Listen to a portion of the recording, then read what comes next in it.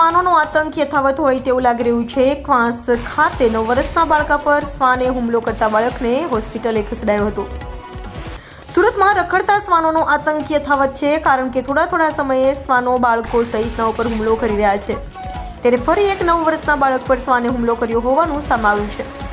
સુરતના ક્વાંસ ખાતે પાર્કિંગમાં પાલતુ શ્વાને બાળક પર હુમલો કર્યો હતો। ધોરણ 4માં અભ્યાસ કરતા 9 વર્ષના બાળક પર પાર્કિંગમાં શ્વાને હુમલો કરતા બાળકને લોકોએ શ્વાનના મોઢામાંથી છોડાવી તાત્કાલિક સારવાર માટે હોસ્પિટલે ખસેડ્યો હતો। હું ડોક્ટર આરતી। આજે એક સવારે 9 વાગે એક પેશન્ટ આવ્યું છે, તો એસપીસીએલ કંપનીમાં પાસે રહી છે પેશન્ટ ઝુંપડપટ્ટીમાં, અને ત્યાં રખડતા શ્વાને એમને બચકા ભર્યા છે, અને પેશન્ટને હાલ કેટેગરી 3માં છે પેશન્ટ ડોગ બાઇટની, અને એટલા માટે એમને પ્રાઇમરી ટ્રીટમેન્ટ આપી અને જે ઇન્જેક્શન એઆરવી અને ઇમ્યુનોગ્લોબિન આપવામાં આવેલ છે, અને વધુ એને શેડ્યુલ જે આગળના જે એઆરવી ઇન્જેક્શન લેવાના છે તે એમને સમજાવવામાં આવેલ છે।